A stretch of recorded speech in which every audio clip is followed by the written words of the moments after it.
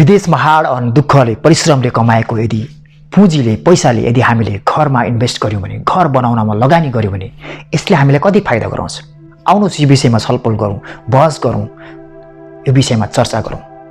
जस्तो हामी सम्पूर्ण नेपालीहरू अधिकांश नेपालीहरूले यदि हामीले 2-4 वर्ष लगाएर अलिक पुँजी जम्मा गर्यौँ भने हामी हतार हामी घर बनाउने निर्णय गर्छौँ हतार हामी त्यसलाई घर बनाउनमा खर्च गर्छौँ।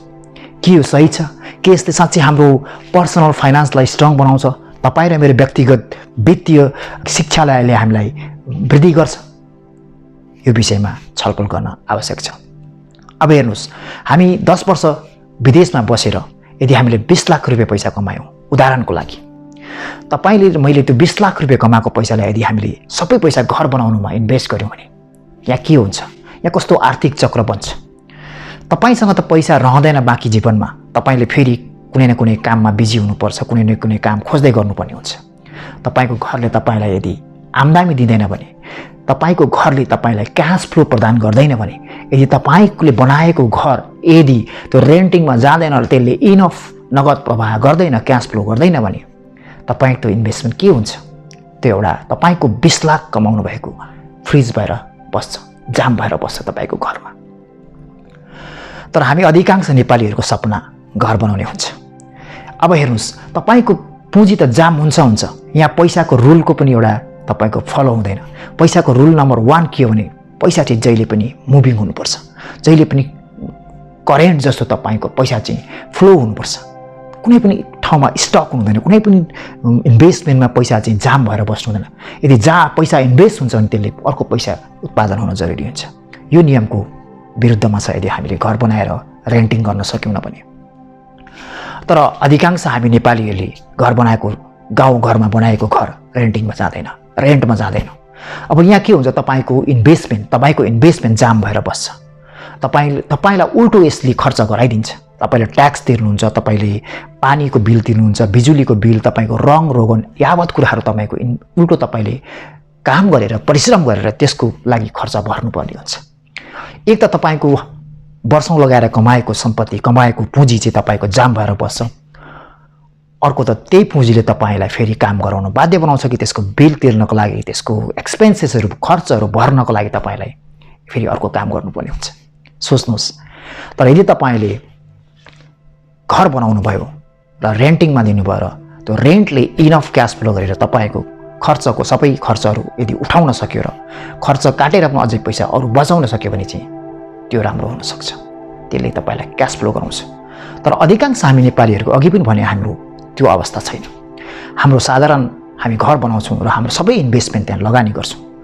अब यहाँ के हुन्छ भने घर बनाउनुको साटो घरमा लगानी गर्नुको साटो तपाईले यदि उत्पादनको क्षेत्रमा लगानी गर्नुभयो कुनै पनि उत्पादनमूलक सानोतिनो व्यवसाय गर्नुभयो सानोतिनो बिजनेस गर्नुभयो सानोतिनो इन्भेस्टमेन्ट गर्नुभयो भने त्यसले यदि मन्थली रूपमा तपाईलाई त्यो 20 लाख रुपैयाँ तपाईले इन्भेस्ट गरेर त्यसले तपाईलाई मन्थली रुपैयाँ 50,000 20,000 जति भए पनि तपाईलाई मन्थली रुपैयाँ क्याश दिइरह्यो भने यहाँ हेर्नुस् कस्तो चक्र बन्छ कस्तो आर्थिक साइकल बन्छ।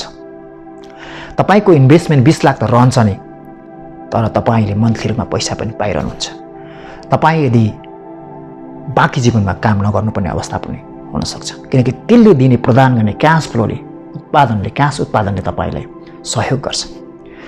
तपाईले बिजनेस इन्भेस्टिङ गर्नुभयो भने 2-4 जना रोजगार दिन सक्नुहुन्छ उनीहरूले पनि फेरि अर्को क्याशको उत्पादन गर्न सक्छन् उनीहरूको परिवारको पालन पोषण भर पोषण हुन सक्छ।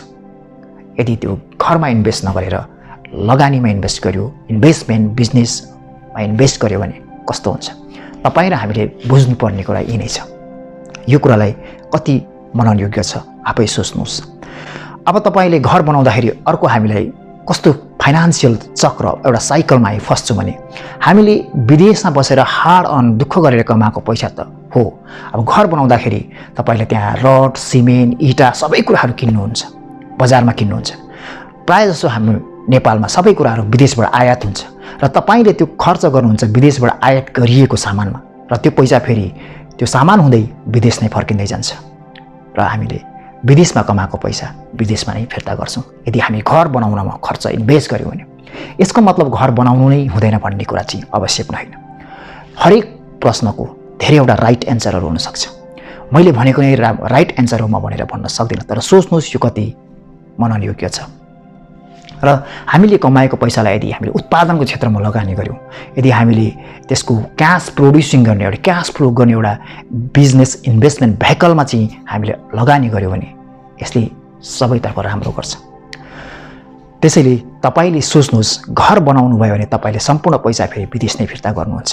कुनै न कुनै माध्यमबाट चक्रबाट त्यो पैसा विदेश नै फर्किन्छ। तर हामीले यदि लगानी गऱ्यौँ, इन्भेस्टमेन्ट गऱ्यौँ भने तपाईले अरूलाई पनि रोजगार दिनुहुन्छ, तपाईको लागि पनि क्यास फ्लो जेनेरेट हुन्छ। धेरै राम्रो निर्णय हुन सक्छ, तर निर्णय तपाईको हातमा छ, के गर्नुहुन्छ। Thank you very much. Keep watching. Please subscribe and like and comment and have a nice day. Bye bye. See you. Take care.